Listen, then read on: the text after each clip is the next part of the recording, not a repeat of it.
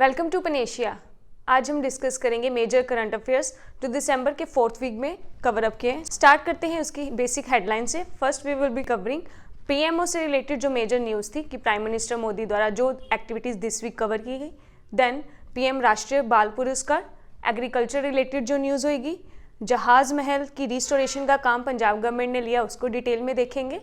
Then detention policy को दोबारा री इंट्रोड्यूस कर दिया गया in the education sector. Daudhan dam किस रिवर पे, किस लोकेशन पे ये डैम को बनाया गया, इस चीज़ को कवर करेंगे। Important days of this week. Then the gubernatorial appointment. Gubernatorial appointment में हम देखेंगे कौन से गवर्नर्स को न्यूली अपॉइंट किया गया, साथ में उसकी ट्रिक्स भी याद करेंगे, किस वे से हम उसको एग्जाम के पॉइंट ऑफ व्यू से याद कर सकते हैं। Next is obituary and last में जो major countries this week news में थी उनको मैप पे लोकेट करेंगे। स्टार्ट करते हैं फर्स्ट करंट अफेयर से related to prime minister Modi. Prime minister Narendra Modi को कुवैत द्वारा उनका highest national award that is Order of Al Kabeer दिया गया है। आपके लिए इंपॉर्टेंट है कुवैत की कैपिटल, डेट इज कुवैत की कैपिटल है Kuwait City. Next thing is कि प्राइम मिनिस्टर मोदी को ही क्यों दिया गया, किसी और कंट्री के प्राइम मिनिस्टर प्रेसिडेंट को क्यों नहीं दिया गया। फर्स्ट रीजन इज दिस कि आफ्टर 43 ईयर्स इंडिया को कोई प्राइम मिनिस्टर कुवैत में विजिट करता है, वहाँ पे बायलैटरल एग्रीमेंट्स को साइन करता है, हमारे जो बायलैटरल रिलेशंस है उनको स्ट्रॉन्ग करने की कोशिश की जाती है। इसके साथ ही आपको याद करना चाहिए कि जो ऑर्डर ऑफ अल खबीर है वो नेशनल अवार्ड जो कि कुवैत का है, उसकी इंपॉर्टेंस क्या है। It is started from the year 1974, जहाँ ग्लोबल लीडर्स को मेजरली अवार्ड दिया जाता है। जैसे हमारे इंडिया में highest national award is Bharat Ratna. Similarly military sector में होता है Ashok Chakra for peace time. Kuwait city में, कुवैत कंट्री में order of Al Kabeer highest national award है और this year prime minister Narendra Modi को दिया गया है। कुवैत से ही रिलेटेड एक major news you should also cover कि कुवैत में लार्जेस्ट इंडियन एक्सपेट्रिएट रहते हैं। एक्सपेट्रिएट मीन्स जो भी इंडियन स्टूडेंट्स या Indian workers for the temporary basis पे किसी फॉरेन कंट्री में रहते हैं, they are highest in number at present in Kuwait. Next prime minister Modi से ही रिलेटेड है news. He extends Hanukkah greetings to Prime Minister of Israel. For this you should be knowing about the Hanukkah कि Hanukkah क्या है। Hanukkah is a festival। जैसे हमारे India में दिवाली एक त्यौहार है, दीप प्रज्वलित करके आपस में मिठाइयाँ बांट कर इकट्ठे बैठ के अच्छा गुड क्वालिटी टाइम स्पेंड किया जाता है। सिमिलरली इजराइल में हनुक्का भी एक फेस्टिवल है, इसको फेस्टिवल ऑफ लाइट्स कहा जाता है। किस कम्युनिटी से रिलेटेड है? It is related to Jewish community. Jewish community को हमारे इंडिया में भी लोकेट किया जाता है ऑन दी स्टेट्स। कौन सी स्टेट में? केरला में और दिल्ली यूटी में। इसके साथ ही जो भी हनुक्का की सेलिब्रेशन है उसका थोड़ा सा वेव हम देखते हैं कि जैसे हम दिवाली में दीप जलाते हैं, सिमिलरली हनुक्का में मेनोरा लाइटिंग जलाई जाती है। Minora lighting is a sequence of candle जिसको डेडिकेटली एक फेमस स्ट्रक्चर में प्रेजेंट किया जाता है। Done. You should be remembering Hanukkah. आपका एमसीक्यू ऐसे बन सकता है कि हनुक्का जो फेस्टिवल है किस कम्युनिटी से रिलेटेड है, किस कंट्री से रिलेटेड है। चलते हैं next. Chairs 45th meeting of Pragati. For this you should be remembering Pragati की फुल फॉर्म क्या है। It is proactive governance and timely implementation. Pragati is a body जहां सेंटर और स्टेट दोनों की हायर अथॉरिटीज प्रेजेंट होती हैं और डिस्कशंस की जाती है रिगार्डिंग पॉलिसी मेकिंग कि कैसे हम गवर्नेंस को इम्प्रूव कर सकें। उसकी 45th मीटिंग कहाँ हुई है? दिल्ली में हुई है। उसको चेयर किसने किया है? प्राइम मिनिस्टर नरेंद्र मोदी ने। चलते हैं नेक्स्ट करंट अफेयर पे।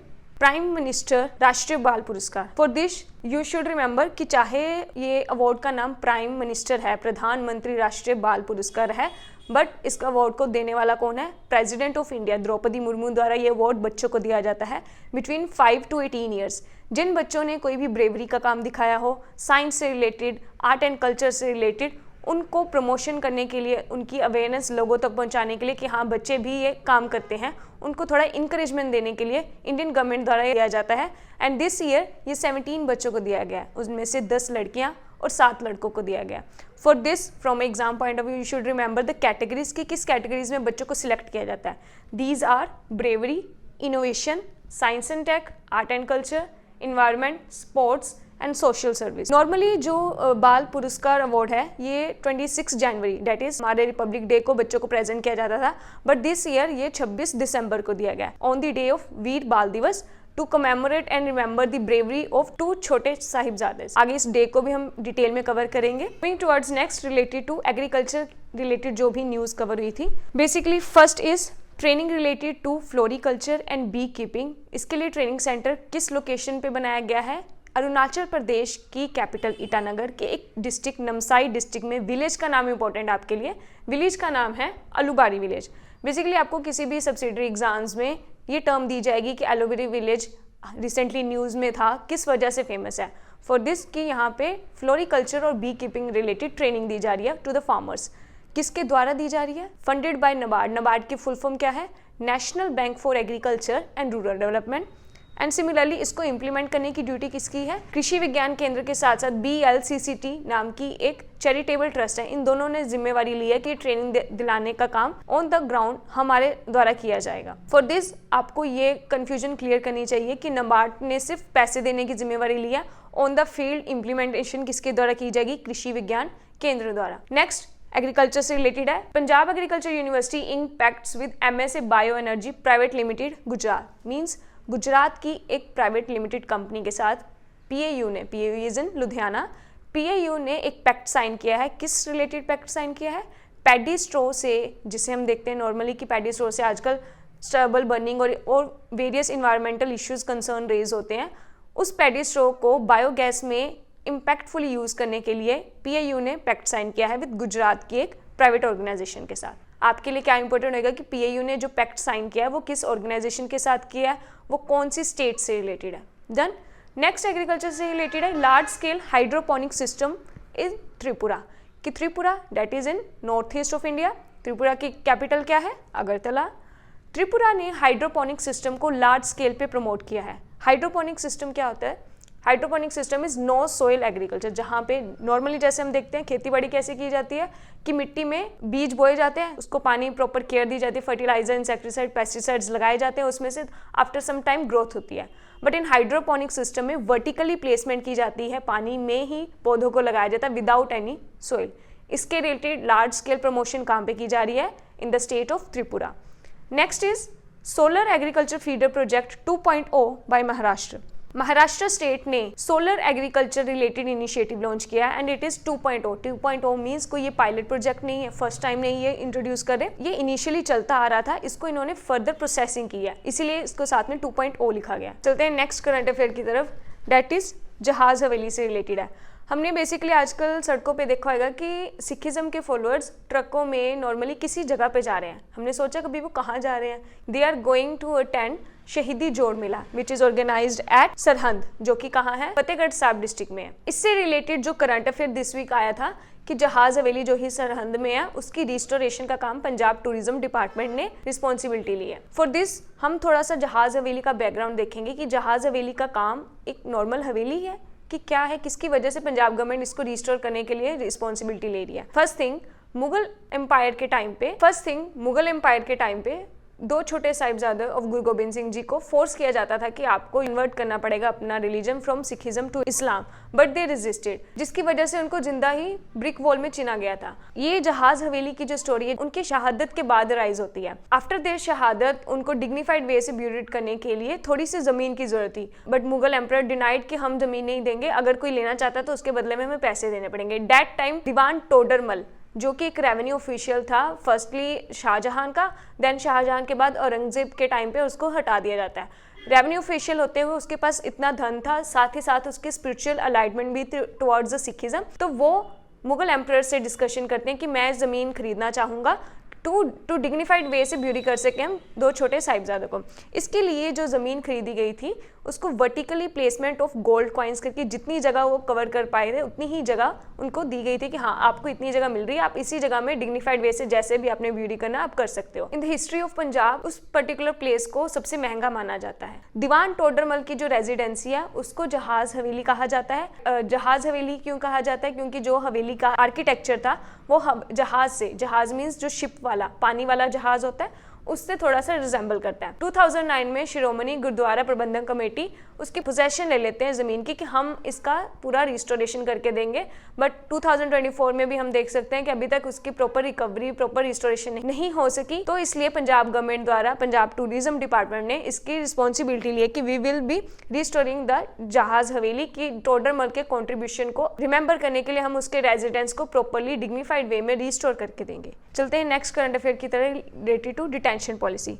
हमारे एजुकेशन सेक्टर में डिटेंशन पॉलिसी को री इंट्रोड्यूस करने का प्लान लाया गया। समझते हैं पहले डिटेंशन पॉलिसी क्या होती है। हम में से कुछ जानों ने 5th और 8th क्लास बोर्ड में दी होगी, उनमें से कईयों को पता होगा कि आते आते 8th क्लास बोर्ड में हट गई थी। अभी एट प्रेजेंट क्या स्ट्रक्चर चल रहा है एजुकेशन सेक्टर में कि 5th और 8th क्लास बोर्ड की नहीं होती। जो भी स्कूल्स में एग्जाम्स होते हैं, चाहे टीचर्स बाहर से आ सकते हैं, चाहे क्वेश्चन पेपर बाहर से आएंगे, बट जो भी प्रेशर होगा स्टूडेंट्स पे इतना नहीं होगा जितना +2 के बोर्ड एग्जाम्स में होता है। इसको कहा जाता है नो डिटेंशन पॉलिसी, जिसमें गवर्नमेंट द्वारा ये एफर्ट्स लाए गए थे कि अगर बच्चों को हम 5th या 8th क्लास में ही रोक देंगे, ये बोल के कि आपने बोर्ड के एग्जाम्स क्लियर नहीं करेंगे, हम आपको नेक्स्ट क्लास में प्रमोट नहीं करेंगे, तो उनकी जो इंकरेजमेंट है या लिंक टुवर्ड्स द स्टडीज़ है, वो इंटरेस्ट धीरे धीरे कम होता जाएगा। सेकेंड थिंग, कुछ पेरेंट्स जो इकोनॉमिक रीजंस की वजह से बच्चों को नहीं पढ़ा सकते, वो भी डिस्करेज हो जाएंगे कि अगर बच्चा 5th क्लास के बोर्ड एग्जाम्स में फेल हो गया तो आगे उसको री एग्ज़ाम कराने के लिए जो ट्यूशन फ़ी लगेगी, एग्जामिनेशन की फ़ी लगेगी, हम उसको बेयर नहीं कर पाएंगे। उस चीज़ को डिस्करेज करने के लिए गवर्नमेंट ने एजुकेशन सेक्टर में नो डिटेंशन पॉलिसी लेकर आए थे इन द ईयर 2009, जिसको अमेंडमेंट किया गया था 2019 के राइट टू इंफॉर्मेशन एक्ट में, जिसके विद इन ये पॉलिसी थी कि आज से बच्चों को 5th और 8th क्लास के बोर्ड एग्जाम्स में रिस्ट्रिक्ट नहीं किया जाएगा। बट नाउ अभी हम देख रहे हैं दिसंबर 2024 में नई पॉलिसी को इंट्रोड्यूस किया गया कि डिटेंशन पॉलिसी को दोबारा लेकर आएंगे education sector. What would be the reason कि डिटेंशन पॉलिसी को दोबारा क्यों रीइंट्रोड्यूस किया जा रहा है? फर्स्ट थिंग इज जो क्वालिटी ऑफ एजुकेशन है बच्चों में, वो दिन ब दिन कम होता जा रहा है कि बच्चों का ध्यान सिर्फ क्लास को पार करने में होता है, क्वालिटी लर्निंग पे नहीं है। सिमिलरली जो इंडियन गवर्नमेंट द्वारा एसर रिपोर्ट की जाती है, सर्वेस किए जाते हैं डिफरेंट स्कूल्स में डिफरेंट क्लासेस से रिलेटेड, उसका जो रिजल्ट्स है डेट शोज कि बच्चों को बेसिक न्यूमेरिकल स्किल्स नहीं आती, मैथमेटिकल्स करने नहीं आते, जो भी बाकी कंट्रीज़ के बच्चे इजीली कर पाते हैं। इस चीज़ को थोड़ा सा कर्ब करने के लिए गवर्नमेंट इज़ री इंट्रोड्यूसिंग डिटेंशन पॉलिसी, जिसमें बच्चों का 5th और 8th क्लास से रिलेटेड एग्जाम दोबारा से बोर्ड में होएगा कि बच्चों पे थोड़ा प्रेशर बनेगा कि they should improve their quality. Similarly इसके लिए 2 मंथ्स की विंडो भी रखी गई है कि अगर कोई बच्चा 5th या 8th क्लास के बोर्ड एग्जाम्स में फेल होएगा तो विद इन द 2 मंथ उसका री एग्ज़ाम होएगा। फॉर दिस जो स्कूल के टीचर्स होंगे उसके द्वारा प्रॉपर सपोर्ट किया जाएगा, बी इट इमोशनल सपोर्ट हो या भी एजुकेशनल सपोर्ट, कि उसको पढ़ाई में सपोर्ट करके 2 मंथ्स के बाद ही पेपर क्लियर करवाया जाएगा। इससे रिलेटेड हम एजुकेशन के थोड़े से कॉन्स्टिट्यूशनल पॉइंट्स देखते हैं। First thing is fundamental rights related to education. Article 21A talks about कि there shall be free and compulsory education from 6 to 14 years of age. Similarly जो फंडामेंटल ड्यूटी है वो कहता है कि बच्चों को 6 से 14 साल तक पढ़ाई कराने की जिम्मेवारी पेरेंट्स की है। On the other side DPSP that is directive principles of state policy, जिसमें स्टेट्स को डायरेक्शंस दी जाती है कि आगे आने वाली सोसाइटी की जो गोल्स हैं वो इस लाइन पे होने चाहिए। DPSP में स्टेट को ये ड्यूटी दी गई है कि they should be providing free and compulsory education up to 14 years of age. हम देख सकते हैं कि तीनों जो कॉन्स्टिट्यूशन की प्रोविजंस हैं तीनों में 6 से 14 साल एटलीस्ट 14 ईयर्स तक तो बच्चों को पढ़ाई कराने की जिम्मेवारी स्टेट प्लस पेरेंट्स पे दी गई है। उसी से रिलेटेड गवर्नमेंट की डिटेंशन पॉलिसी है। साथ में एक और प्रोविजन याद कर लेते हैं हम, new education policy. New education policy में टारगेट रखा गया है कि बाय द ईयर 2025 हमें 50% ऑफ ग्रोस इनरोलमेंट रेशियो लेकर आनी है। ग्रोस इनरोलमेंट रेशियो लेकर आनी है मीन्स कि जितने भी पढ़ने लायक बच्चे हैं, जितनी परसेंटेज ऑफ डेमोग्राफिक डिविडेंड हमारी बनाने वाली है, उसमें से एटलीस्ट 50% की तो हमने इनरोलमेंट करनी है in their schools and higher education system. चलते हैं नेक्स्ट करंट अफेयर की तरफ, डेट इज दुआधन डैम। आपके लिए इंपॉर्टेंट है, दुआधन डैम कौन सी रिवर पे बना है? It is built on Ken river. कौन सी स्टेट में बना है? It is in the state of Madhya Pradesh. कब बनाया गया? 25 दिसंबर, गुड गवर्नेंस वाले दिन। किसने इनॉग्रेट किया है? प्रधानमंत्री नरेंद्र मोदी ने। कि 1980s में अटल बिहारी वाजपेयी जी का एक सपना था कि हमारे कंट्री में जो भी रिवर्स की 2 कैटेगरीज बनी हुई, एक रिवर्स होती है जिसमें पानी सारा साल बहता है, they are called as perennial river, और दूसरी रिवर्स होती हैं जिसमें पानी की शॉर्टेज रहती है। इन दोनों रिवर्स को आपस में लिंक किया जाए। लिंक कैसे करेंगे? कि जिस भी रिवर्स में ज़्यादा पानी है, पेरिनियल सोर्स है, उसका पानी ट्रांसफर किया जाएगा टुवर्ड्स द शॉर्टेज वाटर वाली रिवर साइड। इससे क्या होएगा? जो भी कमी लोगों को होती थी फॉर देयर इरिगेशन के लिए या पीने के पानी के लिए, उसको हम फुलफिल कर सकते हैं। 1980 के उनके सपने को 2016 में एक प्लान बनाया गया था, that is known as linking river project, जिसमें इंडियन गवर्नमेंट ने स्टार्ट किया कि 30 ऐसी लिंकिंग की जाएगी, जिसमें से 16 होंगी हिमालयंस की रिवर्स की एंड रेस्ट होंगी पेनिसुलर इंडिया में रिलेटेड जो रिवर्स हैं। उस 30 प्रोजेक्ट्स में से Ken Betwa river linking is the first project, जिससे रिलेटेड उसका फेज 1 है दुआधन डैम, जिसको हमने 25 दिसंबर को इनॉग्रेट किया है। नाउ वी शुड रिमेंबर कि केन बेतवा जो रिवर लिंकिंग प्रोजेक्ट है उसमें जो स्टेट्स कवर होती है वो कौन सी है। एक तो होगी केन वाली हमने डिस्कस की है, कौन सी स्टेट है, केन इज इन मध्य प्रदेश, एक मध्य प्रदेश स्टेट होगी।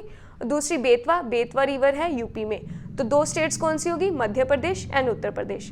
सिमिलरली इन दोनों को लिंक करने के लिए साथ में कौन आएगा, सेंटर की मिनिस्ट्री कौन रिलेटेड है, जल शक्ति मिनिस्ट्री, जिसका अर्लियर नेम होता था water department, water ministry. Now जल शक्ति मिनिस्ट्री, उत्तर प्रदेश एंड मध्य प्रदेश, ये तीनों एडमिनिस्ट्रेटिव लेवल पे देख रेख करेंगे कि हाँ जो 2 रिवर्स को लिंक करके अबंडेंस ऑफ पानी को शॉर्टेज ऑफ पानी के साथ में रिलेट करना है, ताकि लोगों को इरिगेशन प्लस ड्रिंकिंग फैसिलिटी की सहूलियत मिल सके। इससे रिलेटेड आपको नेशनल पार्क भी एक याद करना चाहिए, that is Panna national park. Madhya Pradesh का पन्ना नेशनल पार्क प्रोटेस्ट करता है कि अगर ये रिवर लिंकिंग प्रोजेक्ट बनेगा, इससे रिलेटेड जो भी फेज 1 में डैम्स बनेंगे उससे वहाँ के फ्लोरा एंड फोना को, टाइगर्स को, स्पीशीज को नुकसान पहुंचेगा। सिमिलरली जो वहाँ के लोकल लोग हैं उनको डिस्प्लेसमेंट करनी पड़ेगी कि अगर डैम बनाना है तो ज़मीन तो चाहिए, ज़मीन से जो लोग रह रहे हैं उनको वहाँ से हटाना पड़ेगा। यहाँ पे प्रोटेस्ट किया जाता है, बट इन 2016-18 में सुप्रीम कोर्ट की जजमेंट द्वारा उनको प्रॉपर फैसिलिटी दी जाती है कि अगर आपको डिस्प्लेस भी किया जाएगा तो आपकी रिस्टोरेशन का जिम्मा भी central government plus UP and MP का होएगा। सिमिलरली आपको मटेरियल बेनिफिट्स भी दिए जाएंगे। नाउ इन द ईयर 2024 सारी मिनिस्ट्रीज, दोनों स्टेट्स, वाइल्ड लाइफ से रिलेटेड जो भी अथॉरिटीज हैं सब एग्री करते हैं, दे आर गिविंग परमिशन। उससे रिलेटेड ही फेज 1 दुआधन डैम को इनॉग्रेट कर दिया गया है। नेक्स्ट जो इससे रिलेटेड फेज 2 है लोअर और dam, Bina complex and Kota barrage. They are not in the working stage, but आपको इनके नाम याद करने हैं। क्यों? क्योंकि प्रोस्पेक्टिव स्टेजेस ऑफ फेजेस भी पूछे जाते हैं एग्जाम में। ये पूछा जाएगा कि ये दोनों डैम्स जो भी प्रपोज स्टेट में हैं वो किस रिवर से रिलेटेड है, किस प्रोजेक्ट से रिलेटेड है। इंपॉर्टेंट डेज जो दिस वीक न्यूज़ में कवर हुए थे उसको हम याद करेंगे फॉर आर एग्जाम के पॉइंट ऑफ व्यू से, क्योंकि इसके अलावा और भी कुछ दिन होते हैं जो स्टेट गवर्नमेंट अनाउंस करती है, but we will be only remembering जो सेंट्रल गवर्नमेंट द्वारा अनाउंस होते हैं। फर्स्ट इज 23 दिसंबर को डिक्लेयर किया गया है नेशनल फार्मर्स डे, और उसका थीम आपके लिए इंपॉर्टेंट है, it is empowering Annadatas for prosperous nation. Annadata means the food provider. Food provider किसको कहा जाता है हमारे देश में? फार्मर्स को। उनको डेडिकेट करने के लिए 23 दिसंबर डिक्लेयर की गई है। 23 दिसंबर ही क्यों डिक्लेयर की गई? Because in this 5th prime minister of India that is Chaudhary Charan Singh ji का जन्मदिन आता है, और उनको रिलेट किया जाता है विद द फार्मर कम्युनिटी। उनकी बर्थ एनिवर्सरी को ही डिक्लेयर किया as a national farmers day. Prime minister Chaudhary Charan Singh से रिलेटेड आपको एक इंपॉर्टेंट फैक्ट बताती हूँ। हम जानते हैं अटल बिहारी वाजपेयी का सबसे छोटा टेन्योर होता है 13 दिन का, बट चौधरी चरण सिंह जी ऐसे प्रधानमंत्री थे जिन्होंने एज दे पीएम टेन्योर होते कभी पार्लियामेंट में विजिट ही नहीं किया था। नेक्स्ट इज 24 दिसंबर को नेशनल कंज्यूमर्स डे मनाया जाता है, जिसका थीम है virtual hearings and digital access to consumer justice. Different districts में कंज्यूमर कोर्ट्स बनाए जाते हैं, हमारे लुधियाना में भी है कंज्यूमर कोर्ट। उससे रिलेटेड जो थीम है डेट इज फोकसिंग टुवर्ड्स कि हमें वर्चुअल हियरिंग्स करनी चाहिए, कि लोगों को फिजिकली कोर्ट में प्रेजेंट ना होना पड़े, ऑनलाइन ही अगर उनका कोई ग्रीवेंसेस है उसको ऑनलाइन ही रिड्रेस कर सकें। 25 दिसंबर गुड गवर्नेंस डे, जिसका थीम है India's path through Viksit Bharat, empowering citizens through good governance and digitalisation. First thing you should remember 25 दिसंबर को गुड गवर्नेंस डे होता है, एंड ऑल्सो किसको डेडिकेटेड है ये? Good governance day is dedicated to Atal Bihari Vajpayee. Atal Bihari Vajpayee is the prime minister of India, जिनका shortest tenure था of 13 days in Indian history. उनकी बर्थ एनिवर्सरी को 25 दिसंबर डिक्लेयर किया गया है good governance day. Next is 26 दिसंबर को मनाया जाएगा वीर बाल दिवस। बेसिकली किस वजह से मनाया जाता है? जो छोटे छोटे बच्चों की बहादुरी है उनको प्रेजेंट करने के लिए। इससे रिलेटेड यू शुड रिमेंबर यहाँ पे वीर बाल दिवस 2 छोटे साहिबजादों से रिलेटेड है। उनका नाम क्या है? साहिबजादा जोरावर सिंह एंड साहिबजादा फतेह सिंह। इसी डेट को और कमेमोरेट करने के लिए हमने कौन सा प्राइज डिस्ट्रीब्यूट किया this year? That is PM राष्ट्रीय बाल पुरस्कार। नेक्स्ट इज 27 दिसंबर को मनाया जाएगा international day of epidemic preparedness. Epidemic preparedness means कि कोविड जैसी कोई भी महामारी आए तो उसके लिए सरकारों को पहले से ही एक्टिव रहना चाहिए, पहले से ही प्रिपेयर्डनेस करके रहनी चाहिए। उसको डेडिकेटेड है 27 दिसंबर। Next is gubernatorial appointment in this week. Gubernatorial appointment means governor की जो अपॉइंटमेंट दिस वीक की गई है। फर्स्ट हम देखते हैं कि गुबर्नेटरियल अपॉइंटमेंट में रोल किसका होता है। इट मीन्स गवर्नर को अपॉइंट कौन करता है? President of India. गवर्नर द्वारा रेजिग्नेशन लेटर किसको दिया जाता है? President of India.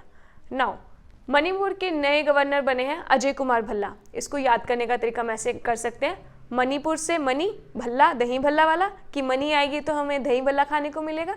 Next is Bihar. Bihar के नए गवर्नर बने हैं Arif Mohammad Khan.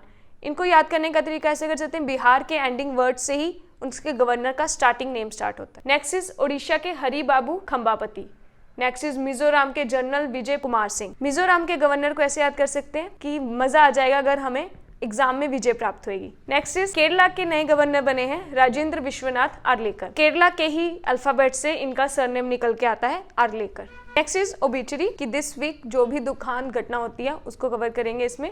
First is MT. Vasudevan Nair की डेथ होती है। First is MT. Vasudevan Nair who is Indian author and screen play writer. Screen play writer कौन होते हैं? जो भी प्लेज लाइवली परफॉर्म किए जाते हैं on the stage, for example Shakespeare के प्ले होते हैं, हिंदी साहित्य के प्ले होते हैं, उनकी राइटिंग इनके द्वारा की जाती है screenplay writer. Next is Shyam Benegal, he is Indian film director and screen writer.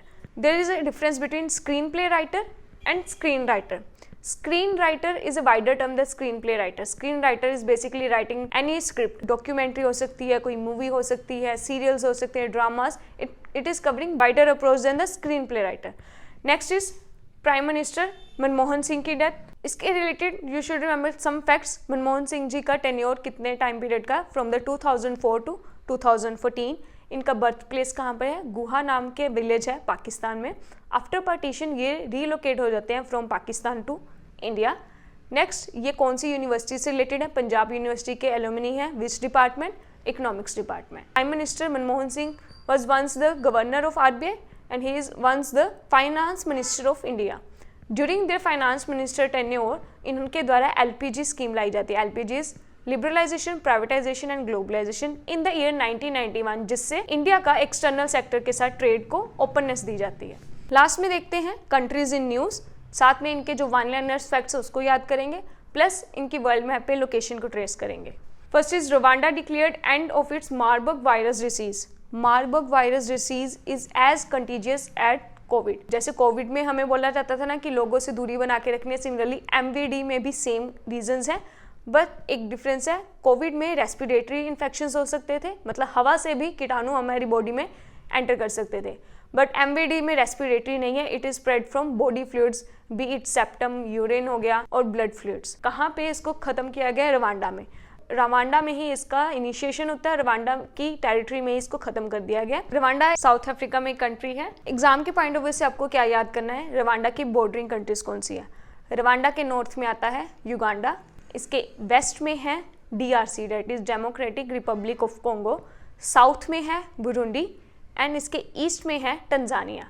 Similarly साथ में रवांडा की कैपिटल भी याद करनी पड़ेगी। रवांडा की कैपिटल है किगाली। किगाली हमने नॉर्मली इन्वायरमेंटल इश्यूज से रिलेटेड सुना होता है, दैट इज कैसे?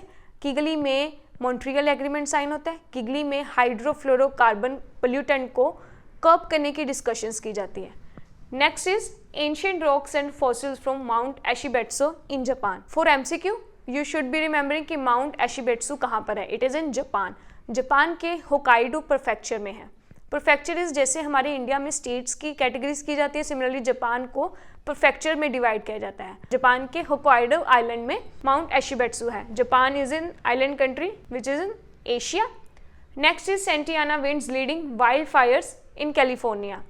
फर्स्टली सेंटियाना विंड्स क्या होती हैं? They are low pressure winds and इसका टाइप कौन सा है? They are warm winds. California कहाँ पर है? नॉर्थ अमेरिका के कॉन्टिनेंट USA के पास। कैलिफोर्निया की कैपिटल क्या है? Sacramento. Next is Maia Sandu begins her second term as president of Moldova. Moldova is a European country. इसकी लोकेशन आए दिन न्यूज में रहती है due to Russia Ukraine war. इसकी लोकेशन है nearby Red Sea. Moldova is a landlocked country. Landlocked country means इसके चारों तरफ कोई ना कोई कंट्री है, इसको कोई ओपन सोर्स नहीं है, ना ही किसी पानी से लिंकेड है। मोल्डोवा की बॉर्डरिंग कंट्रीज हैं Ukraine in the north, east and south and west में लगता है इसके Romania. Easy to remember Moldova. Next is Dinga Dinga has emerged in Uganda. Firstly Dinga Dinga क्या है? Dinga Dinga is a disorder. ये कैसा disorder है? Bodily movement जहाँ पे शेकिंग हो जाती है।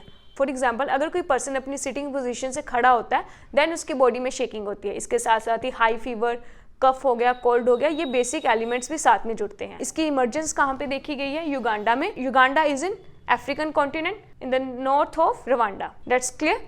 कि इसके साथ साथ आप डिंगा डिंगा वर्ड एमसीक्यू के पॉइंट ऑफ व्यू से इंपॉर्टेंट है, साथ ही युगांडा कि कौन से कॉन्टिनेंट में है, इसके नॉर्थ साउथ में कौन सी कंट्री है। Done, thank you.